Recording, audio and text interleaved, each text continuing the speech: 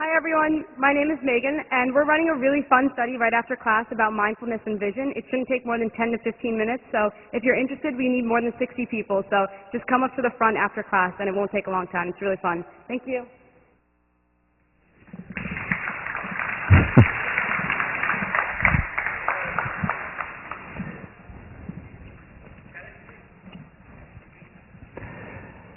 Now there's a story about Gertrude Stein, and she was taking a philosophy class with William James right here in the yard, and they had their final exam, and it was a spring semester course, and she comes into the exam, and it's a day like today, and the exam is about metaphysics and the meaning of life. So she opens the exam and writes, "Today is too beautiful a day to take an exam," and she walks out. And as legend has it, of course, she gets a straight A in William James's class. Don't use that as an example or as an excuse later on in the semester. But I really appreciate you being here today. It is a beautiful day. I was thinking of having the class outside, but I think maybe we should. Yeah. What we're going to do today is finish up on relationships. We have just a little to go, and then start with our final topic for the course, which is self-esteem. So let me just recap what we did when we discussed relationships. So we talked about how do we, given our natures, how do we attain, how do we sustain lasting love, lasting passion, when it seems, on the physiological level at least, that our natures are not attuned to that approach. And we talked about, when studying the best relationships, the tip of the stem, 4 characteristics based on the work of David Schnark and John Gottman. The first one is relationship is hard work. It's an illusion to think that the most important thing is finding the right relationship. It is more important to cultivate that one chosen relationship. And just like we would not thrive, succeed at work if we said, well, I just found my dream job, and then put our legs up and relax, similarly, we would not thrive in a relationship if we have the finding mindset. We just need to find it, and then we'll live happily ever after. As we talked about, movies end where love begins. The second component of a healthy, lasting, and passionate relationship, related to the first one, is the notion of being known rather than being validated. Expressing rather than impressing. Being open, revealing our weaknesses as well as our strengths, our desires, our passions, our fears and insecurities. And relationships that do that, or partners that do that within a relationship, over time attain higher and higher levels of intimacy, happiness, and they thrive, and they maintain their passion. That's the second component. The third component of a healthy relationship is that there are conflicts there. It is an illusion to believe that the ideal relationship is one that is conflict-free. That doesn't exist unless both partners are suppressing serious issues. So there are conflicts in relationship. The challenge is to have more positivity than negativity, of course, in the relationship, and also to learn how to be in the midst of disagreement, how to have conflict. And finally, the fourth point that we talked about was positive perception. Being a benefit finder, and more than that, being a benefit creator. I want to just go back quickly and elaborate on something that I didn't last time about the conflict, or conflicts within a relationship. I think the most important article that I read about relationships in general was the article on friendship by Ralph Waldo Emerson, published in 1841. And what Emerson writes about is his ideal friend. Let me quote him. He says, "In a friend, what I'm looking for is not a mush of concessions, a person who will agree with everything that I say. Rather, what I'm looking for is a beautiful enemy, a person who will challenge me, who will push me, who will help me in my apprenticeship to the truth. A beautiful enemy. What a beautiful phrase. A conflict-free relationship is where there are no beautiful enemies. A beautiful enemy is a person who loves us, who cares about us enough to challenge us, enough to disagree. And ask yourself, what kind of friend, what kind of romantic partner would you like? A yes man or woman? Or a person who will be honest, who will have high levels of integrity? What is the ideal friend? What is the ideal partner? You know, it's interesting, this whole idea of a beautiful enemy goes way back. And it goes back to one of the, if not the most influential text in certainly the Western world, which is the Bible. In Genesis, God sees that man is alone, so he creates a helpmeet for him. A woman. A helpmeet. What does that phrase mean?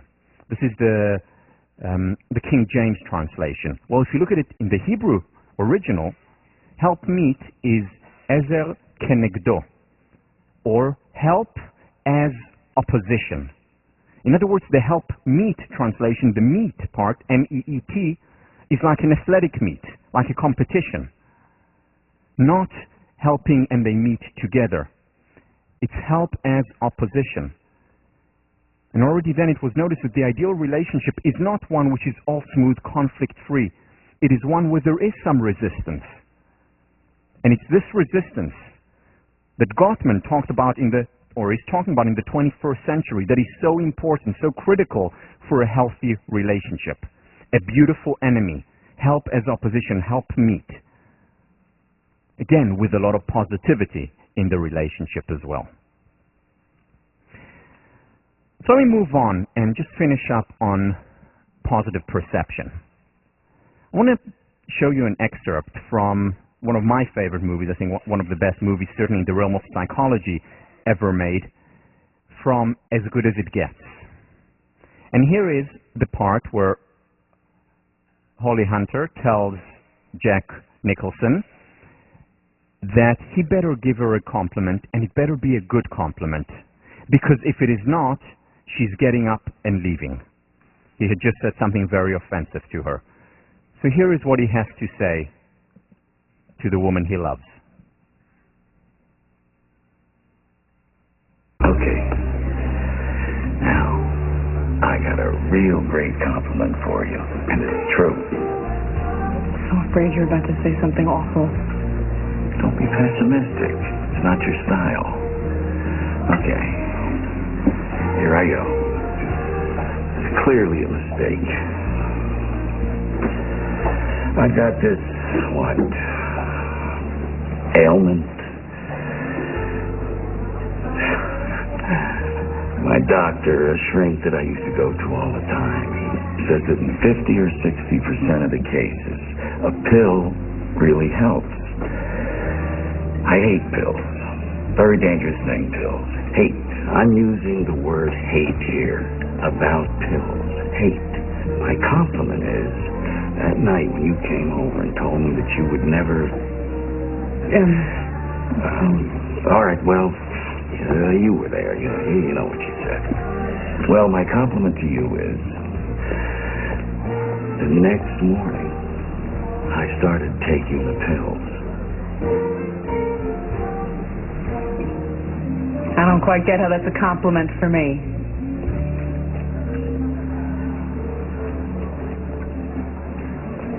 You make me want to be a better man.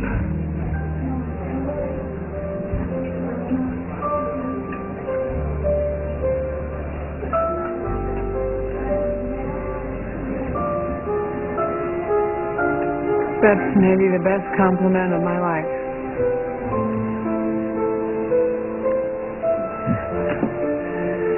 Well, maybe I overshot a little because I was aiming at just enough to keep you from walking out.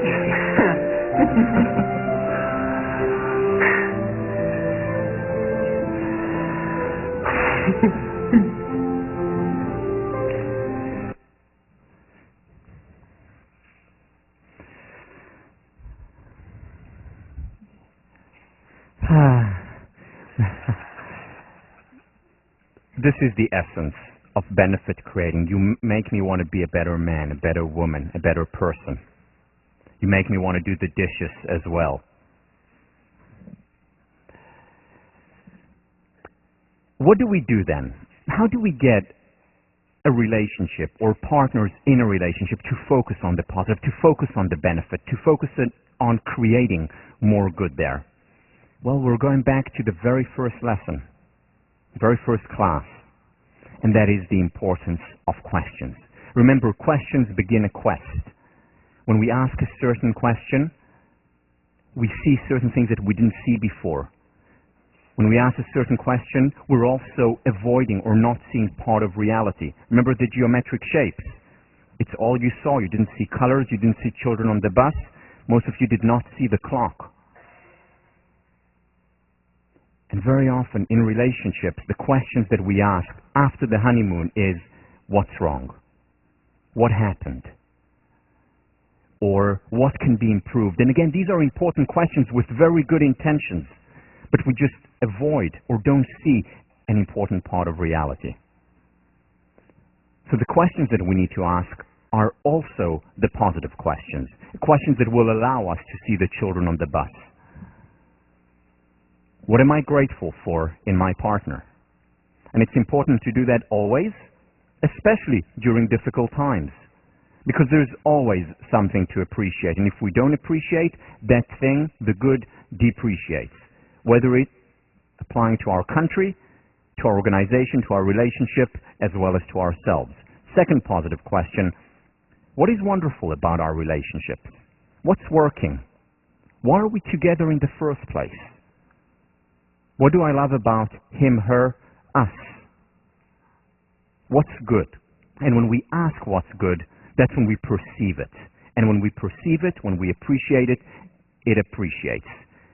It's not a surprise that the statistics are as they are, what we saw last time, that most relationships flounder, and even those that stay together don't really thrive. No, it's no coincidence. It's because most of the questions that we ask, again with good intentions, no one has the intention, certainly not going into a relationship, to end it or not to thrive in it. But most of the questions that we ask, that we are taught to ask, are the ones that focus us on the metaphorical geometric shapes.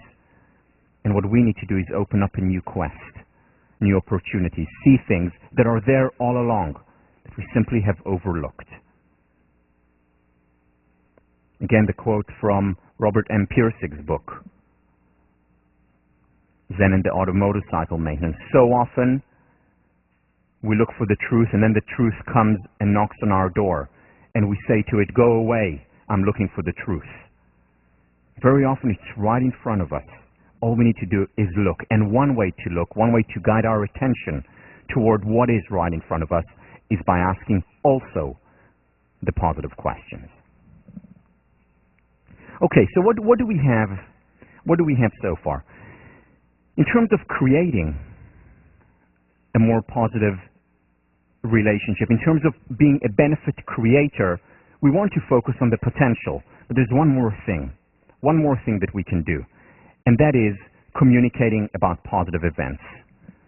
This is taken from the work of Shelley Gable from UCLA, who's done, to my mind, the most important work in the area of positive psychology as it relates to relationships. You see, there's a lot of research that has been done on negative communication, meaning what we saw last time. How do you disagree? So rather have a cognitive disagreement rather than an affective or emotional disagreement. Focus on the substance, focus on the behavior rather than on the person, on the emotions. So we know that there is a lot of research in organizational behavior, in couples counseling research, and so on. There has been almost no research done on positive communication between couples, which is in line with most of the research done in psychology. Again, remember the ratio 21-1. Now it's a little bit less, but around 20-1 ratio, positive to negative research. Same when it comes to relationship, no exception, unfortunately. Here comes Shelley Gable and says, well, we also need to focus on what is working. And she started to study positive communication about positive events. And lo and behold, what she found was quite remarkable. In fact, what she found was that the way couples communicate about positive events is a better predictor of long-term success in relationships than how they communicate about negative events. When things go well, better predictor of long-term thriving, passionate relationship than when things do not go well. So when I come home and tell my partner, oh, I just did this and it was amazing, or I've just seen this and it was breathtaking, or this is what's going on at work, this is what's going on in my personal life, and it's a good thing, how my partner responds predicts our long-term success of the relationship. Specifically, what Gable is talking about is active, constructive responding. What is active, constructive responding? What she does is divide it into a 2x2, and I'm going to present the 2x2 now. This is taken directly from the work of three of my colleagues, Jen Elsner, Barbara Hellman, and Amanda Horn from Australia. And here is what they did. Put Shelley Gable's work into an understandable, clear 2x2. So we have on the one dimension constructive versus destructive communication. On the other dimension, active versus passive communication. Let's go through the 4 boxes using an example. My partner comes home from work and she says, I just got a promotion. The promotion that I've been waiting for so long. I was just told that I got it. How do I respond? Well, if I'm passive and destructive, I show no interest, divert attention, I say, and just move on or talk about, but did you see we got a new flower in the garden? Just talk about something unrelated to it. Divert attention. This is passive and destructive. Now, destructive and active. Just got a promotion. She comes home and my response is, oh no, this means we'll even have less time to spend together. What does this mean about our children now? Or what about our holiday that we were going to go on next month? It's not possible now, is it? Destructive and active. Then there is passive constructive. This is the most common response. Oh, that's great, wonderful. Wow. And then there is the 4th box, the active and constructive, which is, you would just, that is amazing. Tell me all about it. So what happened? Did the boss call you into his office and tell you how did it happen? Or we have to celebrate. Or let's call our friends and go out. This is amazing. Well done. You've worked so hard for it. I'm so happy for you. Active, constructive. As it turns out, there are consequences, ramifications to each one of these responses. Unfortunately, the active and constructive, not very common. Not very common among partners, especially after the honeymoon phase. So when initially the physiological, the novelty, excitement is there, that happens more often. But after a while, this goes away, and with it, as Shelley Gable has shown, the success of the relationship in the long term. Now, the thing about active constructive responding is that it applies to numerous areas in our lives, not just to romantic relationships. How I communicate with my roommates, how I communicate with my family, parents, children. As a therapist, how I communicate with my clients. Because again, most of what psychology has been about is for the therapist to sit there and to be passive constructive. To smile, wonderful, and then what happened? As opposed to active constructive, and there are consequences. It doesn't mean it's the right approach in every relationship every time. because there are a few constraints here. For example, it has to be win-win events. Let's say my partner comes from work and says, Tal, you won't believe it. I just made the most amazing love with my colleague. He was unbelievable. In fact, I'd never felt this way before. Now, active, constructive, do tell more. And what happened then? Very difficult to be actively constructive in this situation for most people, present company included. Very difficult. So it's about win-win. That's not a win-win as far as I can see. It has to be a win-win. In other words, something that both of us, or the relationship, will benefit from, or at the very least, that the other person is not hurt by it. It has to be genuine. It cannot be fake. Because that comes through, especially once the partner knows you.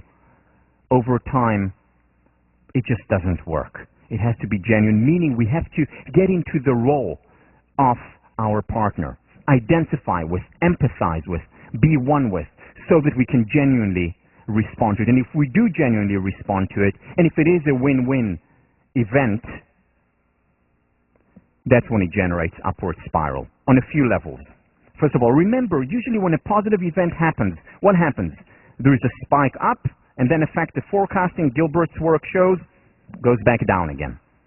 What effective constructive responding does, which is, okay, tell me more. So how was it? Let's celebrate. Give me more details. I want to know. I'm interested. What it does to that spike is prolong it. It actually keeps it going for much longer than it would have had it just been a positive event and then back to base level. Because we know no matter what promotion we get at work, initially it feels great. No matter what raise, initially it feels wonderful, and then it goes back down again to base level. Active constructive responding actually elongates that raise, that improvement in well-being. So that's one spiral that it creates, feeling better. The second spiral is an interpersonal spiral, meaning a person who actively, constructively responds genuinely enters the same upward spiral. Meaning people who do that genuinely become happier as a result of it because they experience the event. And they themselves benefit and become happier. Again, a win-win potentially. And finally, it also does what positive psychology as a whole does, which is build positive capacity. Remember, positive psychology takes us not just from the zero to the positive, it also helps us better deal with the negative to the zero. Partners who actively, constructively respond to one another are building capacity for hard times. In fact, one of the most interesting researches that were done a long time ago was that couples where things went well, where they were, that language wasn't used, but essentially where they actively, constructively responded to one another and supported one another back in the 1920s. Once the Great Depression hit, the relationship actually became better. Whereas partners who didn't have it good before, the relationship very often dissolved, became worse. In other words, when they built the capacity, it helped them also deal with hard times, such as 1929 and the 1930s.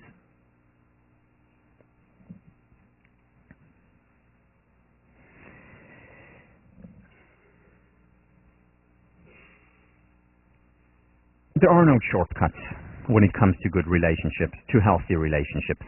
It is hard work if you want to succeed, just like it is in every other domain in life. There are no shortcuts. However, that doesn't mean that the hard work cannot be enjoyable, cannot be pleasurable, as well as meaningful. And when that hard work is pleasurable and meaningful, over time, that leads to a happier relationship, happier individuals, to a win-win togetherness. I want to end by just addressing a point that many of you have raised with me. And that is, should we even talk about relationships in the context of the pursuit of happiness? And the answer for most people is yes, with some discomfort. Yes, because it's the number one generator of the ultimate currency. some discomfort, because pursuing happiness is, by its nature, selfish. I mean, after all, when I'm thinking about my happiness, I'm thinking, by definition, about the self. And shouldn't a relationship be about the opposite of selfishness? In other words, about altruism. So let me say just a few words about this.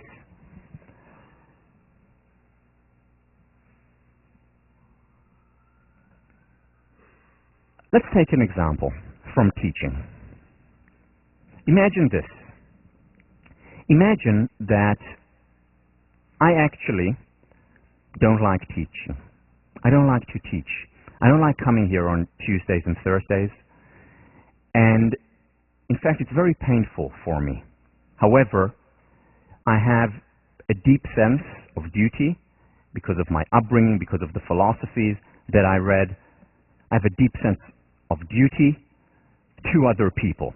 And I know that positive psychology is or has some important messages to give people, and therefore I teach it. Not because I like it, but because I think it can potentially help other people. And I wake up on Tuesdays and Thursday mornings and I dread going to class. The hour and a half seems like eternity to me. The last thing in the world I want to do is teach, but I'm driven by my sense of duty because I'm an altruist. I'm sacrificing myself for what I think is a greater good. Now think of the alternative. Imagine this teacher, and then imagine the alternative. And the alternative is me. I love teaching. There is nowhere else I would rather be right now than here. I love positive psychology. I can't wait to get into my computer and write the lectures. I can't wait to prepare the PowerPoints and work hard on Google Image to do so. I can hardly wait to interact with you. I love being here every Tuesday and Thursday. It is my passion. It is my calling. It is both pleasurable and meaningful to me to spend time with you. And now I ask you, which teacher would you rather have? The teacher who is here out of a sense of duty, for altruistic reasons, or the person who is here for selfish reasons, because he would rather be here more than any other place. I also ask you, which teacher do you think would be a better teacher? And now I ask you, which partner would you rather have? A partner who is with you just because they feel like, well, that person really needs me, or I feel sorry for the person. I don't really like that person, but I'm there just to be there for them because out of a sense of duty. Or would you rather have a person who is with you because you're the most important person in their lives, because they care about so much that the I becomes a we. They care about you as much as they care about themselves. They include you in their circle of the self. Which relationship do you think will thrive more? Now, that does not mean that there is no sacrifice in relationships. That does not mean that if my partner is unwell or needs my help, I will not go out of my way, even if it means giving up some things that I really, really want to do at that point. Of course, in healthy relationships, when the I becomes the we, sacrifice exists, and there is healthy sacrifice. But it's not a relationship that is based fundamentally on a sense of duty or altruistic negation of the self. As Nathaniel Branden says, the more independent we are, the more interdependent we can become. That's when the I becomes a we. Again, this is something which goes against much of our teachings. It's not always easy to accept. But again, this class, much more than it is about positive psychology, is about reality psychology. And ask yourself, what partner would you rather be? What partner would you rather have? What teacher would you rather have? Completely analogous.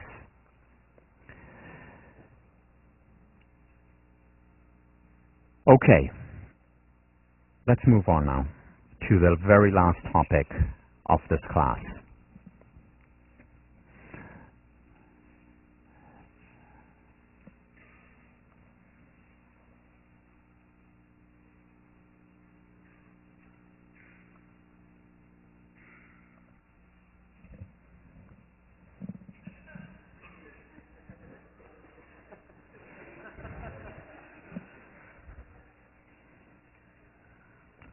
As I've said many times, I never procrastinate. I just use Google Image.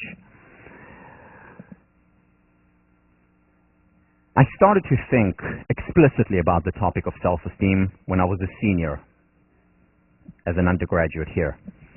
I started to think about it when I noticed another phenomenon. So that was after I'd switched into philosophy and psychology. I was very happy in my concentration. I was very happy in playing on the squash team. Harvard was going great for me. But then I started to notice something that was unclear, didn't make sense to me. And that was the fact that I had low self-esteem. Or so it seemed at least. And it didn't make sense to me. Because I was doing well, I had won prizes, I'd received a lot of accolades, a lot of support, whether it's from my roommates, friends, family, a lot of pats on the back, in athletics, in academics. And yet I had low self-esteem, and it just didn't make sense to me. And there was another thing that baffled me even more. It was as if, on some level, I was punished by success. What do I mean by that? Every time when I would succeed, or when I did get praise, my self-esteem would increase, would improve. But then, very quickly afterwards, it went down back to its base level, and even lower. And in order to raise it back up again, I needed even more praise, even more accolades than I needed before. And the metaphor that kept on coming to mind was Sisyphus pushing a rock up a mountain. I would push that rock up the mountain, struggle, till the next victory came. And the next victory came, and I got the praise, I got the accolades, I got the prize. And my self-esteem was high. I was on top of the mountain. And then this rock would be rolled down again. And I would have to run down and start pushing it up again, only this time the hill was even steeper. And I would have to struggle even more. And I would get up there again, and then it rolled back down. Now it wasn't enough to have the accolade, the praise, the amount, the quality and the quantity that I had before. I needed even more just to get onto the same mountain, even steeper, even more difficult. And it didn't make sense to me. And then I took a class.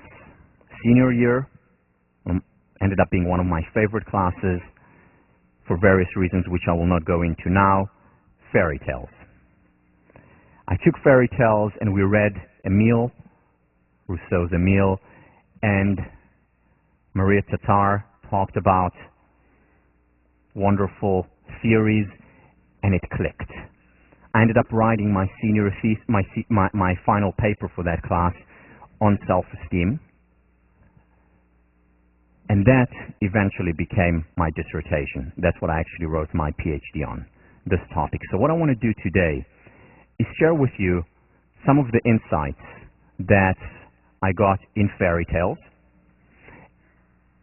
as well as other thinkers who have been thinking about this topic of self-esteem, because it is important.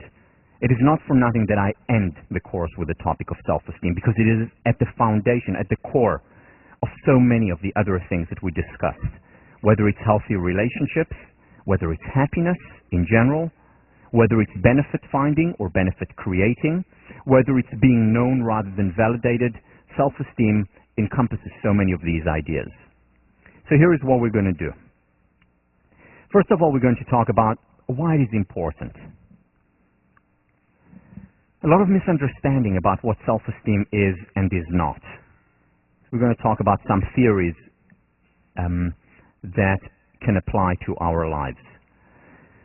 Then we'll elaborate on the paradox that I just talked about, that sometimes success actually leads to lower levels of self-esteem. And why does that happen?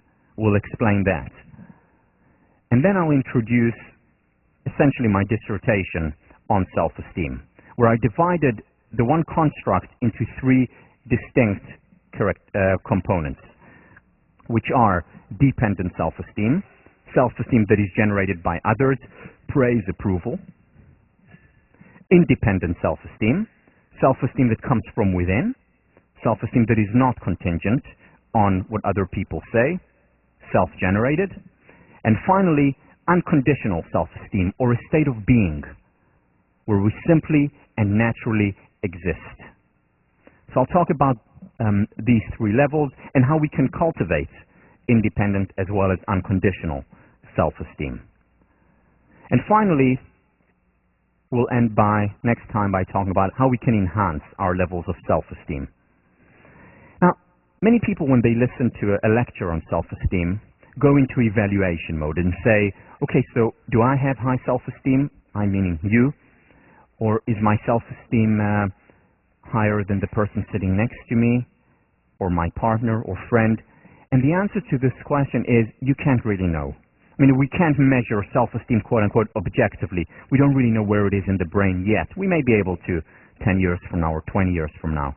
But that's not an important question. Just like, am I happy or not, is not an important question. In fact, a misleading question. The question, rather, remember, is how can I become happier? The same with self-esteem. The question is not do I have high or low self-esteem, but rather how can I enhance my self-esteem? Because as I'll argue shortly, there cannot be too much self-esteem. But sometimes people associate with too much self-esteem, which is arrogance and conceit and narcissism, is not self-esteem. In fact, it's the exact opposite. It's lack thereof. So having a stronger sense of self is a good thing. And the question is, how can I enhance it? Today, my self-esteem is higher than it was when I started thinking about it 15 years ago. And hopefully 15 years or 5 years from now, it will be higher than it is today. It is a lifelong process. And we'll talk about how that lifelong process unfolds and what we can do to expedite it, to intensify it. So first of all, definition of self-esteem. There are numerous definitions. Let me read you just a few from the main thinkers in the area. So Albert Bandura, Stanford professor, explains gauging self-esteem, quote, in terms of how people evaluate themselves. Those who express the sense of unworthiness are said to have low self-esteem, whereas persons who express self-pride are said to hold themselves in high esteem. Another well-known thinker in the area, Germain, defines self-esteem as the judgment and feelings about the self. Very simply, the judgment and feelings about the self. Cooper Smith, one of the most important thinkers in the area, self-esteem is an evaluation which an individual makes and customarily maintains with regard to himself. It expresses an attitude of approval or disapproval and indicates the extent to which the individual believes himself to be capable, significant, successful, and worthy. Capable, significant, successful, and worthy. In short, self-esteem is a personal judgment of worthiness that is expressed in the attitudes the individual holds toward himself. It's about the attitude that I have toward myself. It's the evaluative part of the self-concept. The definition that I will use, and that I used in my dissertation, and I think that captures best what self-esteem is about, is Nathaniel Branden's. Nathaniel Branden, considered by many to be the father of the self-esteem movement in this country, if not the world, a therapist and a philosopher that has been working in the area for 50 years, defines self-esteem as following. The disposition to experience oneself as competent to cope with the basic challenges of life and as worthy of happiness. Two components, the feeling, the experience of competence, and the feeling and the experience of worthiness. Both are important. If we lack one, we very often have low self-esteem. Personal example, I felt very competent at what I was doing, whether it was on the squash court, whether it was in relationships, whether it was academically. And yet my self-esteem was low because I didn't have the worthiness component, now I know, of self-esteem. So one or the other are not enough. We need both.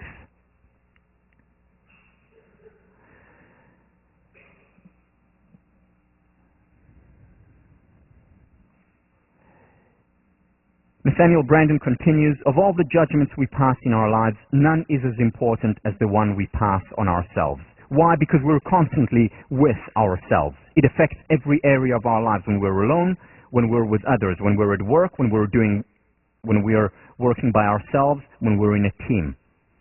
It affects every area of our life. As Goethe said, the greatest evil that can befall man is that he should come to think ill of himself. So high self-esteem is important, or self-esteem, a sense of self, is important. And yet, if we look around us, if we look within us, there is much room for improvement.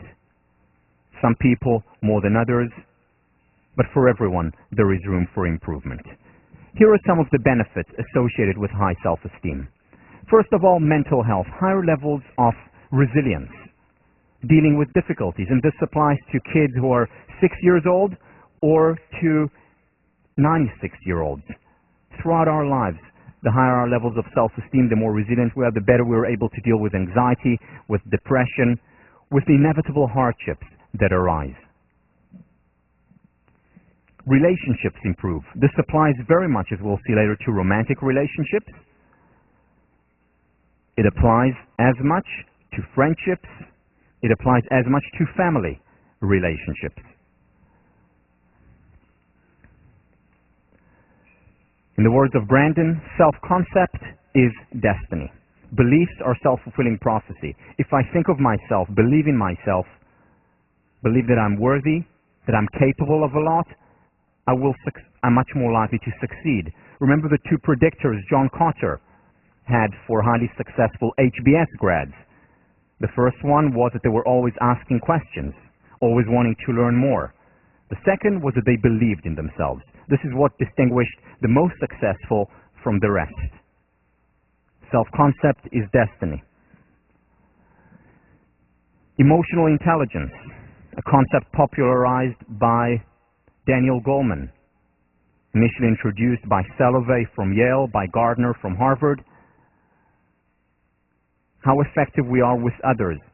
Our intrapersonal intelligence, our interpersonal intelligence, together making emotional intelligence much higher for people with high levels of self-esteem. And finally, the sum total happiness. In my research, as well as other people's research, the correlation between self-esteem and happiness is above 0.6. Very high correlation. Not the only determinant, but certainly one of the major determinants of happiness. On the other hand, low self-esteem is associated with anxiety. I'm not talking about the natural kind of anxiety. If I'm standing on a cliff and I feel some anxiety looking down, that's natural, that's healthy. Permission to be human. It's important to experience anxiety. It's natural. We all do it. Just like the law of gravity is part of physical nature, anxiety is part of human nature. But anxiety that is unhealthy is one that is for no apparent reason. Again, Branden calls it self-esteem anxiety. Suddenly waking up in the middle of the night and feeling anxiety for no apparent reason. Or going through life generally with a sense of angst, of fear, not really clear, not really sure of what. That is very often a symptom of low self-esteem. Depression. Again, we're constantly spending time with ourselves. We're constantly inside our minds. The I is constantly evaluating the me. And if the evaluation is wanting, if it's low, very often it leads to depression. Psychosomatic symptoms include insomnia, include getting sick because our immune system is lower, physical immune system is lower, and so on. Self-concept is destiny. It applies to our top performance, it applies to our worst performances as well. School children who are underachievers very often that's associated or a result of low self-esteem. Nathaniel Branden calls self-esteem the immune system of consciousness. The immune system of consciousness. When we have high self-esteem, it means we're more resilient psychologically. Remember, a strong immune system does not mean we don't get sick. It means we get sick, but less often, and when we do get sick, we recover more promptly. The immune system of consciousness. It means that sickness is the exception, well-being is the rule. It means that we're pursuing happiness rather than constantly running away from unhappiness. These are all signs of high self-esteem versus low self-esteem. Resilient psychology. Bednar and Peterson, two researchers in the area, asked the question, what is the underlying cause, or is there an underlying cause to most psychological disorders and ailments? And what they came up was with one construct, and that was self-esteem. Self-esteem is critical, first of all, in understanding many of the emotional and behavioral problems, and second, in terms of treating most, not all, but most of the emotional and behavioral problems. Self-esteem at the core. Finally, it doesn't just apply on the individual level. It also applies on the societal level. There was a California task force by the government that coined self-esteem as a social vaccine, because what they found was that self-esteem was associated, low self-esteem was associated with substance abuse, teen pregnancy, school dropout rates, violence, and crime. And high self-esteem did the opposite, helped overcome these social ailments. Again, not a panacea, but helps in many ways. So self-esteem is good. Self-esteem, in fact, is great. It's important. However, not all is rosy in self-esteem land. And there are some criticisms, and some criticisms by very important thinkers in the area. One of them, the leading one, is Roy Baumeister from Florida, equating self-esteem with arrogance and conceit. Because if you take a questionnaire of narcissism, those who are high on narcissism will also score very high on a self-esteem measure. But here lies the problem. And here in the paper that you're reading is how we can debunk at least this criticism. There are others. You see, a person who is a narcissist, who is arrogant, doesn't have high self-esteem. I mean, we all know that's common sense. Someone who walks into the room immediately looking like a peacock, showing off, bragging. Does that person have high self-esteem? Probably not. A person who is humble, who doesn't need to constantly show off, is usually the person with higher levels of self-esteem. As Rollo May, one of the founders of the humanistic psychology movement, says, the person who feels weak becomes a bully, the inferior person a braggart. A flexing of muscles, much talk, cockiness, and endeavor to brazen it out are symptoms of covert anxiety in a person or a group. It's the exact opposite of self-esteem. Unfortunately, today, our measures of self-esteem are through questionnaires. And if you ask a narcissist, do you have high self-esteem? The answer will, of course, be yes. However, most of the questionnaires are not sophisticated enough today to differentiate between true self-esteem and what Nathaniel Branden calls pseudo-self-esteem, the pretense of self-efficacy and self-respect. Soon, we'll be able to measure that much more objectively. So that's for narcissism, but there are other criticisms, and that is that self-esteem, high self-esteem, leads to unrealistic evaluation, and that ultimately hurts people. Let me read you something from Times Magazine, a report about a certain test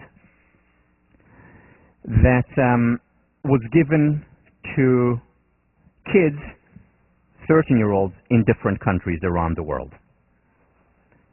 A standardized math test was given to 13-year-olds in 6 countries last year.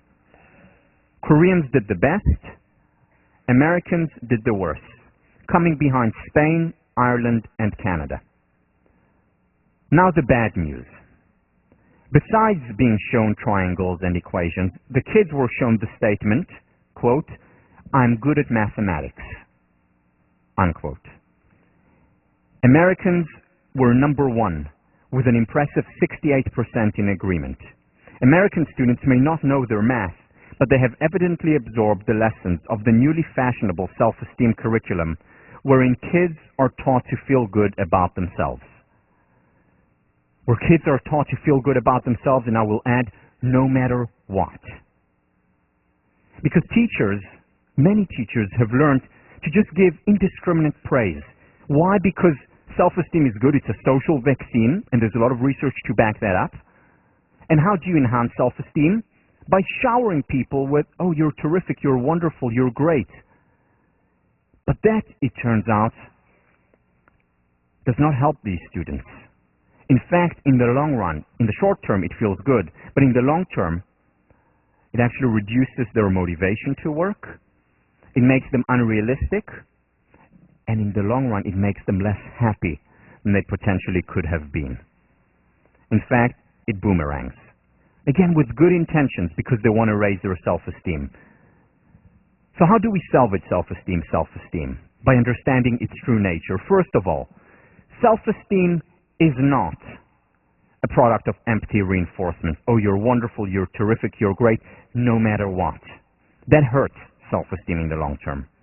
Self-esteem has to be distinguished from pseudo-self-esteem. Once again, the pretense of self-efficacy and self-respect without the reality. That's not self-esteem. That's narcissism. That's detachment from reality. And as we've been talking about constantly, psychological health is a function of connection to reality. So what is self-esteem? Self-esteem is founded in reality, in actual performance, in actual success, in actual practices. It is a product of hard work. Okay, do you remember the secret of success from 2 months ago? Optimism, belief in oneself, passion for what one is doing, and finally, hard work. That's the secret. Again, something we all know, something that is commonsensical. But again, common sense, in Voltaire's words, is not that common. Nathaniel Branden talks about 6 practices that are important for the cultivation of self-esteem. First, integrity. That's your response paper this week. To raise levels of awareness about integrity. And integrity means a match between what we say and what we do. The little things and the big things. Whether it's, "I'll be there at 5 minutes after 5, being there at 5 minutes after 5. Saying that I'm going to work out this week and actually doing it. Because you see, when we communicate, when we utter words, and we don't follow up on what we say, what we're essentially communicating to ourselves, what I say is not important. It doesn't matter.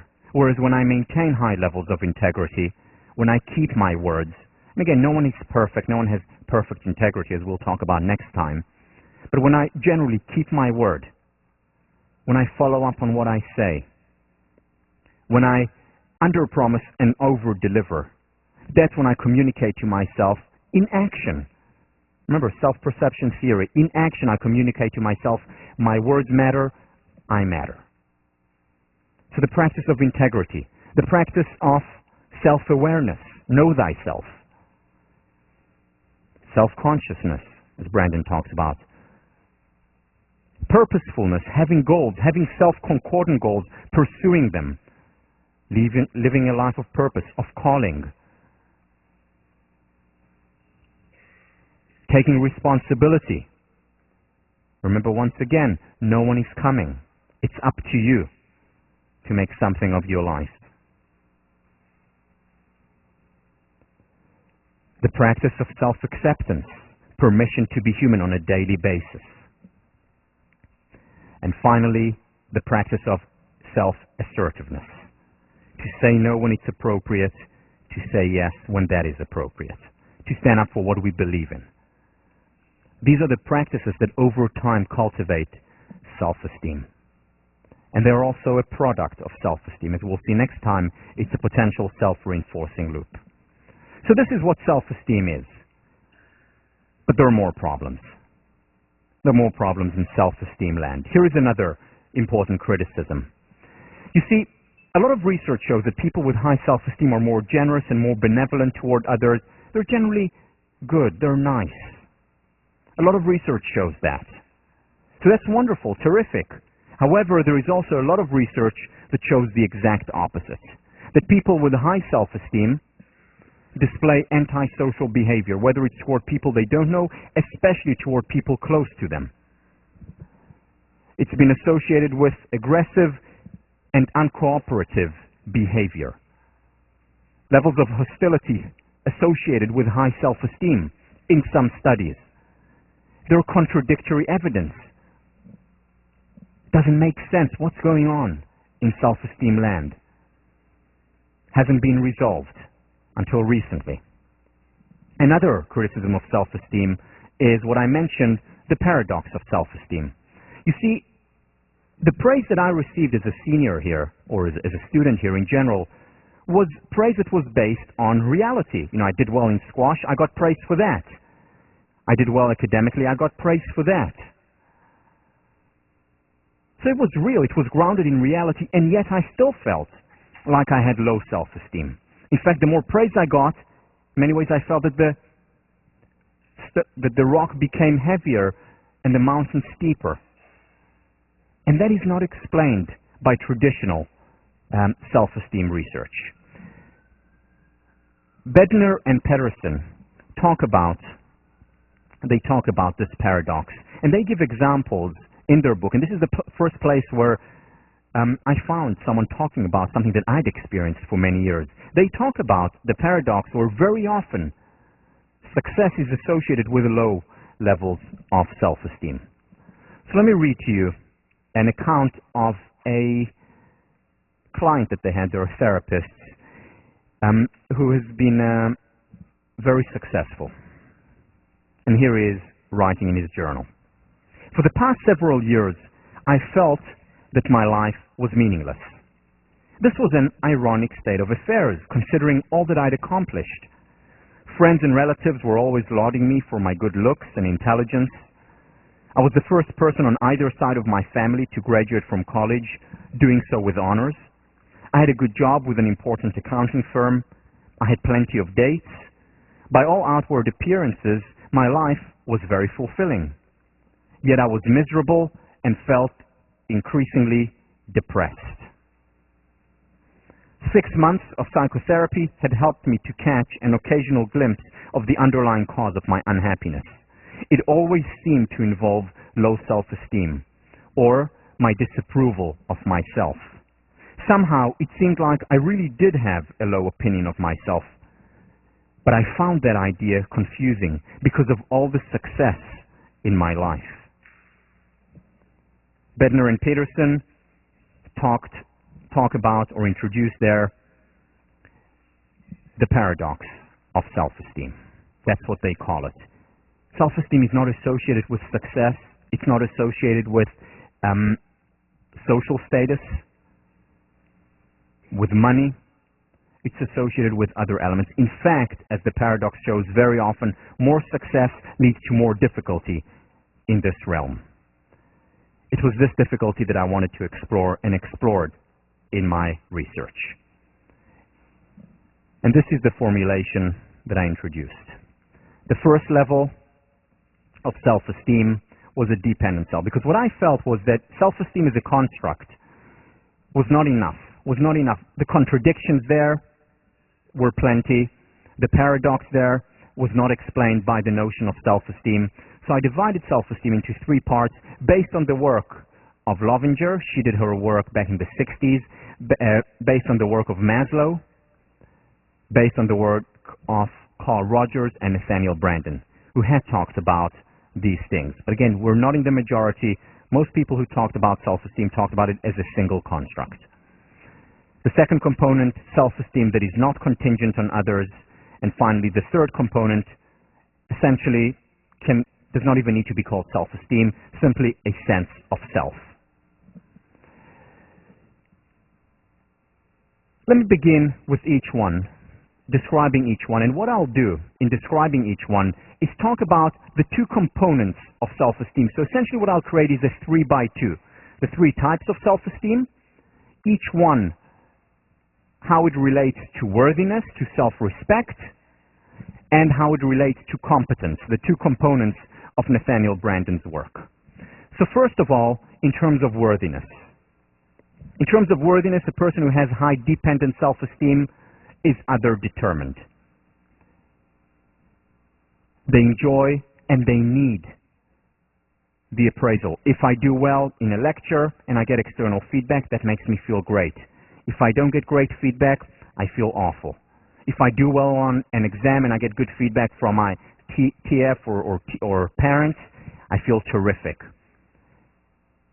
If someone tells me that they don't like something that I said, I feel awful.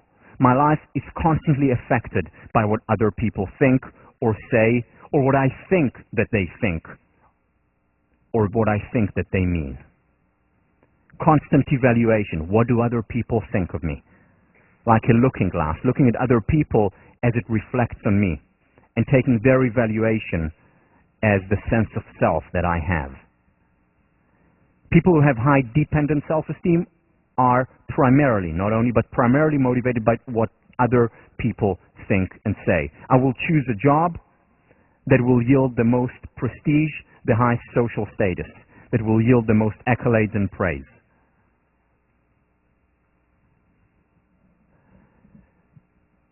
I will choose a partner where I think most other people will approve of and like.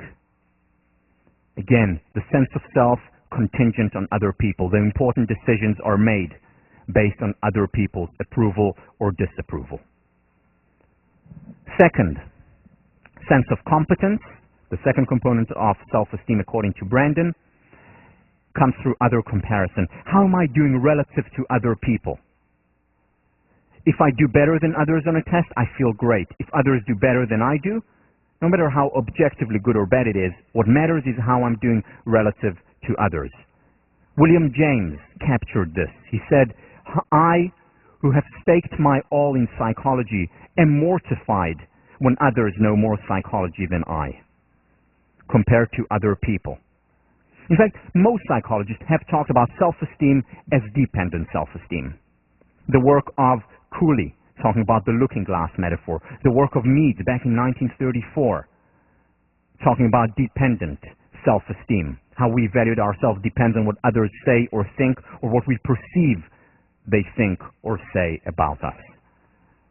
Most of the thinkers have talked about it. This is best captured, and this is where I thought about it for the first time in fairy tales. This is best captured by the evil queen. Mirror, mirror on the wall, who is the fairest of them all? And as long as the mirror says, you, my queen, are the fairest of them all, she feels great. As soon as there is one person who is more fair than thee, immediately she's mortified. The two components of self-esteem here. First of all, other-determined. I'm asking a mirror to evaluate me, not self-determined. So my worthiness comes from an external source. And second, competence. I compare myself to others. Is there anyone who is fairer than I? Dependent self-esteem. Now, I've quite literally now caricatured dependent self-esteem. Let me make it this very clear. Everyone has some dependent self-esteem. There is no person that I've met or have heard of who is oblivious to what other people think or say, or to social comparisons. It's part of human nature. Nature to be commanded must be obeyed. If we fight it, it will only intensify, as we've seen numerous examples throughout the semester. Permission to be human, and part of being human is that we all have some dependent self-esteem. The question is of degree. The important thing to understand about this model, the three levels, is that it's an epigenetic model. It is an epigenetic model. And I have no idea what that means.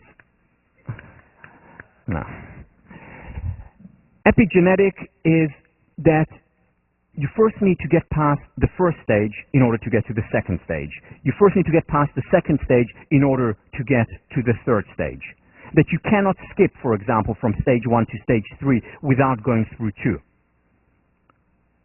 So everyone experiences dependent self-esteem, always. However, after a time, if we have healthy dependence, which is natural, which we all have at an earlier age, later on it becomes independent. And if we're able to cultivate healthy independent self-esteem, we go up to the unconditional self-esteem, to the state of interdependence, which is the highest level. But even at that highest level, we still have remnants, and we'll always have elements of the dependent as well as the independent sense of self. When I started doing my research, initially, I depicted independent versus dependent, I hadn't thought of unconditional at the time, as independent good, dependent bad. And I tried to get rid of the dependent self. And what happened, it just simply intensified. It simply got stronger. And I became even more dependent. Whereas as soon as I started to accept it, remember, I talked about it, permission to be human. As soon as I accepted it as part of human nature, it actually lost much of its power over me. Still there, as it is for everyone. But the question is of a degree. The second level, self-esteem, independent self-esteem. As its name suggests, that's self-esteem that's not contingent on other people. So in terms of worthiness, I evaluate myself according to my own standards. I'm self-determined. I determine how good a book that I wrote is. Ultimately, the ultimate arbiter. I do take into consideration and listen to what other people are saying, but at the end of the day, I'm the one who decides. Competence, not comparison to others, but comparison to oneself. Have I improved? Am I a better writer today than I was in the past? Do I know more math today than I knew at the beginning of the semester? Am I able to apply more things from positive psychology than I applied initially? Not compared to my roommate who's applying so much more or so much less, but mostly focused on the self. Once again, people who wrote about this type of self-esteem, Nathaniel Branden, Abraham Maslow, Carl Rogers, and a handful of others. A person who has dependent self-esteem looks for constant approval, is afraid of criticism. Very often it's associated with perfectionism. Whereas a person who has an independent sense of self looks for criticism. In fact, that person constantly looks for beautiful enemies.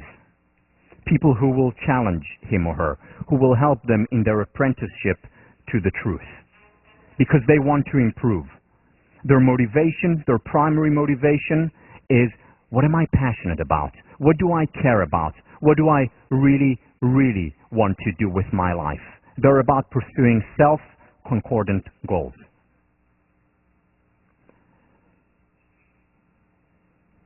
A friend of mine, Mike Moldavano, philosopher, writes about dependent self-esteem. And he says that this person answers or is associated with the following. We say that we want the truth. What we mean is that we want to be correct. We say that we want the truth. What we mean is that we want to be correct. Many people with dependent self-esteem say, yes, I'm really pursuing what is right, what is true, what is noble.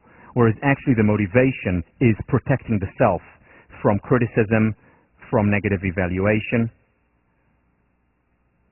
from a lower sense of self-esteem that is contingent on others.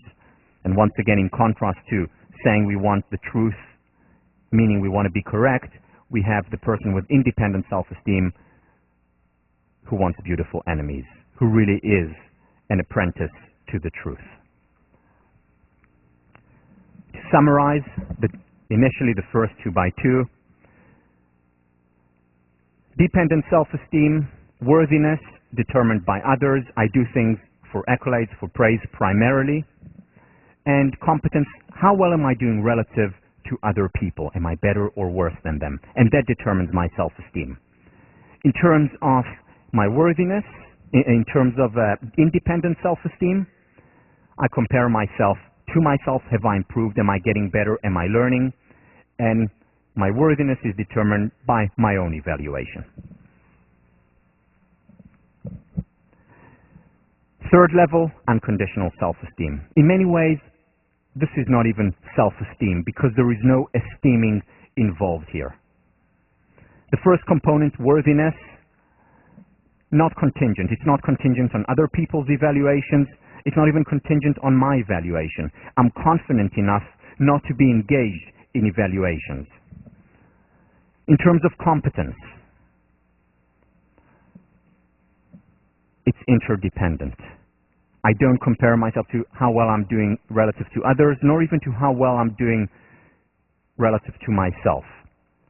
I'm in a state of being, interdependence with others, fully comfortable in my own skin.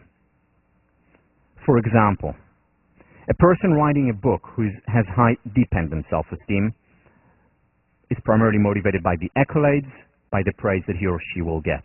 A person who has high dependent and also by how well that book is doing relative to other books. A person with independent self-esteem writes a book and derives pleasure and satisfaction from writing better than he or she did in the past, from improving, as well as from self-evaluation of the book. This is good. A person who has unconditional self-esteem simply writes a book. Why? Because he or she wants, if they have a good idea, a good book to be out there. They derive as much satisfaction, as much pleasure when they see another person's book who is good. They're interdependent. They see themselves as one with others. Once again, everyone has some components of dependence, some components of independence, and some component of unconditional self-esteem. The question is of degree. The model is epigenetic. It takes a lifetime very often to cultivate more and more of the unconditional self. Now, one of the criticisms that I face and other writers who have written about unconditional self-esteem is that to be at this stage of where I don't really care or don't care that much about whether I get criticism or evaluation is that one becomes detached from others, that one does not care. But that is not the case. You see, there are many parallels between unconditional self-esteem and the Buddhist conception of detachment. Let me read to you something that was written by the Buddhist nun TalBen Shahar, and I quote, "Ordinarily, we become very upset when we are criticized or insulted. We're angry when our possessions are stolen. We're jealous if someone else gets the promotion we wanted. We're proud of our looks or our athletic ability. By contrast, when we reach this state of detachment, our mind becomes clearer and more capable of enjoying things for what they are. We live more in the present, appreciating things as they are now, without fantasies about what they are or will be.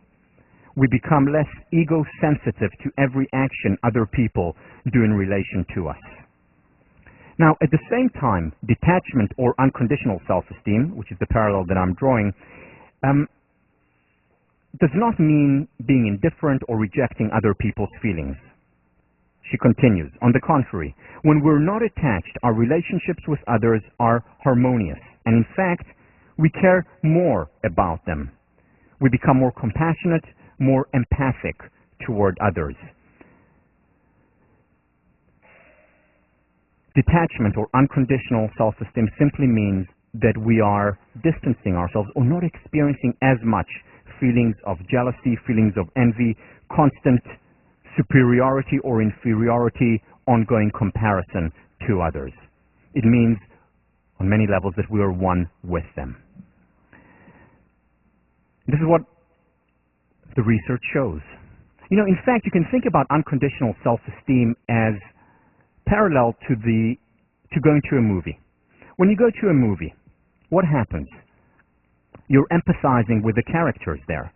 When they go through a hard time, you experience a hard time viscerally.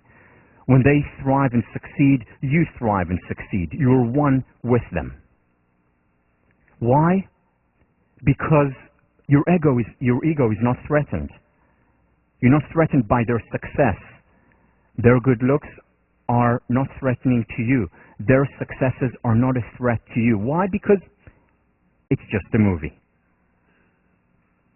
Now imagine if we could have these emotions, feeling with as opposed to against.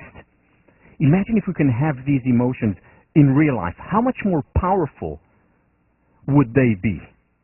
This is the experience, again, of a movie, but so much more powerful because it's real, of a person who has high levels of unconditional self-esteem. Cultivating self-esteem, unconditional self-esteem, takes time. It's a lifelong process. In many ways, it's parallel to learning how to walk. What happens when we learn how to walk? Initially, we can't. After a while, we're able to get up, but we need some help. We're dependent on a chair, on our parents to hold us, dependent on other people. Next level, after a while, is independent. We're able to walk by ourselves. But we walk still by thinking about picking up this foot, and we're precarious, we're uncertain, but we're independent. Later on, we simply and naturally walk. We don't need to think about it constantly. When it comes to a sense of self, initially there is no sense of self when we're born. After a while, the sense of self is dependent on other people, other people's evaluation. Then, after a while, we become independent of what other people say, or we try to assert our independence, but we're constantly evaluating ourselves, constantly comparing ourselves. And then finally, after a while, when we cultivate this strong sense of independence, we simply and naturally exist. That is, if nature is allowed to take its course, and that takes time. David Schnark talks about the average person at the age of 50 becoming known rather than validated, strong unconditional self-esteem. Maslow talks about the self-actualized person at the age of 45 or 50. That's unconditional self-esteem. It takes time. It's epigenetic. But the process itself, as we improve and grow, is or can be as enjoyable, as pleasurable as learning how to walk. I'll see you next week.